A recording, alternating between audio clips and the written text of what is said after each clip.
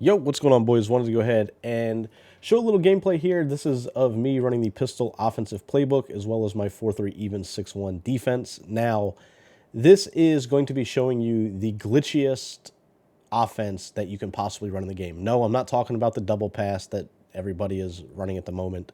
That is good. That also has a simple, easy way to stop it. This basically is going to eliminate your ability to run zone coverage at all, and we can do it out of multiple different plays and setups, and it really is just going to force people out of it, right? And you'll see that throughout the course of this. He's going to start on defense, and on defense, he's going to be trying to run the crossfire blitz, right? But you'll see, it doesn't work.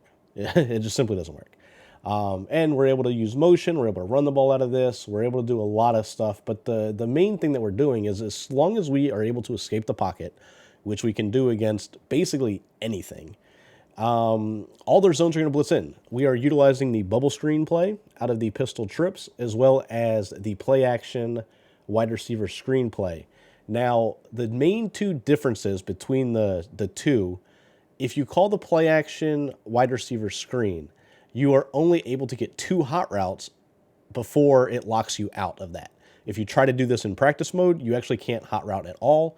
But in game, you have two hot routes that you can use, assuming that you have master tactician on your player.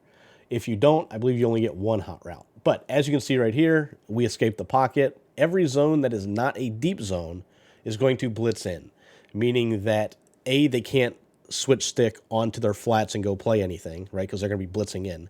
And then also, it means that zone drops and stuff of that nature simply aren't going to work. On top of that, once again, since everything that's not a deep zone is going to blitz in underneath, we know that the rest of our scheme can easily just be geared at beating man coverage. And then also, the only zone defense we really got to worry about is cover four, which most people run cover four anyways and stick switch around. But knowing that they can't mix in a cover two, they can't mix in, a cover three blitz, anything like that, and they can't really run match, it just makes the game easy. Offense becomes very easy when you run this scheme. Now, defensively, I showed a couple clips early on. I'm just cutting out all the cut scenes and so forth because I run an A-gap blitz. I've got a couple different setups to it. If they run play action, we can scream at them. The other one, if they do run play action, or if they don't run play action, we get your traditional loop that comes in, and we can do it out of a couple different plays. But defensively, the 4-3 even 6-1 is extremely good. My defensive personnel is definitely not where it needs to be. I've got a bunch of, just random players in different spots. I was testing out man KO abilities. They're all right. But basically, we know that if we send three people, we're going to get A gap as long as they're not running play action.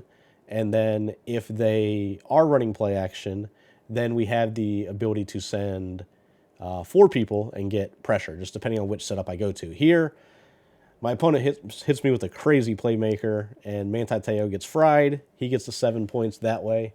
But kind of a tale of two different defensive series, right? The first drive, I sack him twice out of the three plays and he punts. Second drive, he's able to chuck it short a little bit and then ultimately beats my man coverage with a nice playmaker, right? Here, you see that we're in bubble screen. The bubble screen actually allows us to hot route as many people as we want, assuming that we hot route the bubble screen player first. So once we do the bubble screen hot route, we can then hot route, our tight end, our running back, the slot receiver, whatever. And as long as you have one person blocking, basically, like you see right here, I've got Lamb blocking.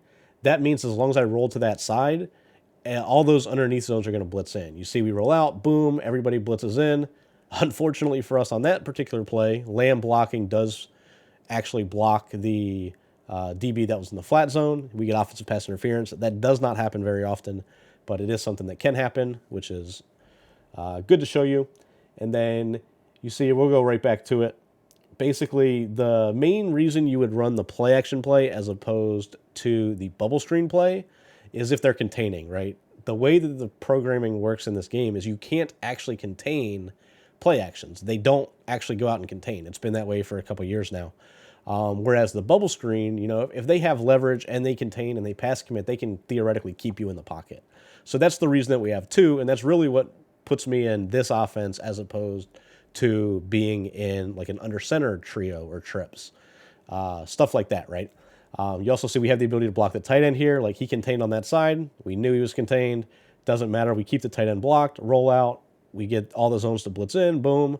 Easy little crossing route for the touchdown. And the thing that you always have in this that you don't have in others is you have the ability to always have underneath routes. Here we're going to get a pick, and he's going to get up on out of there. But I wanted to show you guys the offense and, to a degree, the defense. Hopefully you guys enjoy. If you have any questions, drop a comment.